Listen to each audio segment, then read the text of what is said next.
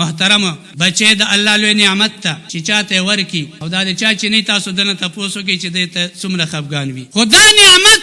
الله تبارک تعالی د دې وعده کړی دا چې که تاسو زما د نعمتونو شکریا ادا کړه زه به درله نورم زیات کما او که زما د دې نعمت شکریا ادا نه کړه کفران نعمت مو که نو ان عذابی لشدید بشک بیا عذاب زما ډیر سخت ورته تیار شي یا زما عذاب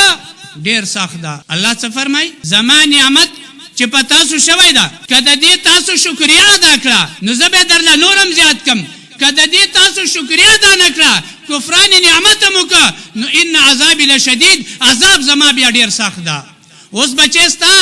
د الله د طرف نه تاسو یو نعمت ده کله دې شکریا دې ادا کړه د شکریا ده چې دا الله عبادت ته پیدا کړی دا الله خپل دین ته پیدا کړی دا تا د الله دین ور باندې زده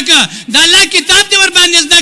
تا د الله د نعمت شکریا وستا قاری صاحب ته راوسته قاری صاحب ته کېنولو چې دلته دین زده ځکه د الله په ما نعمت کړی دا زه دا نور ځان لزیاتوم اگر هغه قاری صاحب ته کېناست ورځ دوه درې ورته سبق ویلې بیا ورته قاری صاحب وای کنه ستا پلار شته هغه وای مور دې شته وای او مور مې شته وای ته پلار ته چې کور ته لاړ شي څه ورته زه ورته وی ابو جان وایم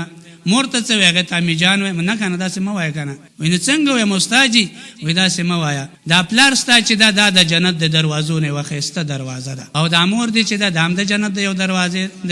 د جنت د دروازو نه یو دروازه ده دا دنیا کې تا ته دواړه کولاو دي نو د ده ذهن کې استاد څه کېنول چې دا جنت دا پلار او مور دی دا ستا د جنت دروازې دي په دې خدمت باندې به ته دې جنت ته ځې نو دی ورته زده کړه که زده نه کړه دی چې د 10 کالو شو هم دا خبره ذهن کې ده چې د 15 کالو شو هم دا خبره ذهن کې ده چې د 10 کالو شو هم دی په دې ذهن کې ده چې د 40 کالو شو هم دی په دې ذهن کې ده دی دې مور ته کنځل نه کوي دی دې پلار ته کنځل نه کوي وایي دا خو د جنت دروازې ته کنځل کول دي قرآن یې زده کړی ده قرآن کې ورته الله ویلي ولا تقل لهما اف ولا تنهرهما که په ملا دې درد په سر دې درد په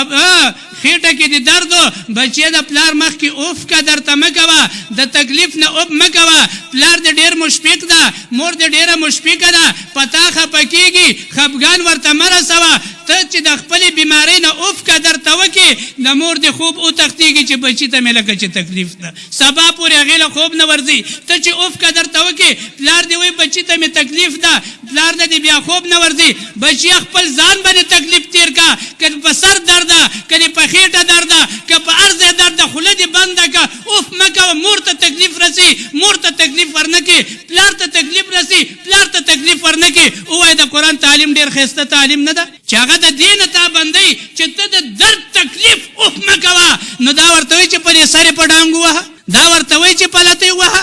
دا ورته وایي چې په سپېړه یې ووهه دا ورته وایي چې د هغه د خبرې نافرماني وکړه نه دا د قرآن ښایسته تعلیم ده خو که دې ښایسته تعلیم ته تا راوسته او کېدې نو که د دې نعمت تا شکریه ادا کړه دا بچی به ستا ټول عمر شکر ادا کوي او تا ته به کنځلې نه کوي وایي به دا مې د جنت دروازه ده نو ښه دی ځان سره ونه کړه بچی سره دې مخه وکړه او د ځان سره دې مخه وکړه او که چېرته دې ویلې چې نه بس پرېږده چې همداسې ګرځي نو محترمو موږ ته ډېر داسې راشي چې هغه د بچو د لاسه ګډوډ وي او داسې که نه معاشره کې د دې بیان ته څه ضرورت ده هر څوک د خپلو بچو نه شکایت کوي هلکه ولې وایي یو وایي چې وی والم او بل وایي چې وی ټکولم یو ځل داسې سوزکي کې یو کس سره تلم ډېره ور راته خبره وکړه دقلته یو کس ته تاسو به یې ټولو لیدلی وي وایي دی معذوره او سیټ کې مې را سره راکېنو وایي راته په جړا شو وایي ما یې ولې جاړې تکلیف ده درته بیمارې پالج والے وای ویلې چې نه پدې نه جاړم وای اوس خزي مو والم او بچو ټول راګیر کړو مخې والم مخکې می چې کار کولای شو کور ته مېر څه راوړې شو هیڅ خبره نه و اوس 2 کال کېږي پالج والے اوس می کور کې نه پریدي بچي مې وਹੀ او پلار مې دا خزه مې وਹੀ ټول سره یو ځای شو ما وਹੀ اوس د کار نه یم نو تاسو به چې دا خزه د خدای تبا کی او دا بچي د خدای تبا کی خو زه ما دا سړی د خدای تبا کی والله بالله که په دې کور کې د دین زده کولای دین تعلیم کولای دا بچي د مدرسې ته بوتلی وای مدرسې کې کېنولی وای والله بالله که نه وهلی وای پرېږده چې د خپې ونیسي او راکاږي په دې پټو کې دا ګناه د چا ده دا د دغه بچي نه چې الله ورله نعمت ورکړی د د نعمت شکر ادا نه که د دې نعمت ناشکري وکړه کفران نعمت یې وکړه الله وایي زما عذاب ته اوس تیار شه دنیا کې به دې په همدې بچي باندې د خپې نه نیسم راکاږي به دې وهي به دې قبر ته چې لاړې هلته به درله بېل او جهنم کې به بیل عذاب در کوم، تا زما د نعمت شکریه نه ادا کړې. دا صرف بچی دې دپاره دی چې زه ورباندې دنیا وګټم. دنیا خو یې وګټله، چې دنیا ګټلو ته رسېږي ستا ځنډ کدن شوی وي نو تا له د هغه د دنیا څه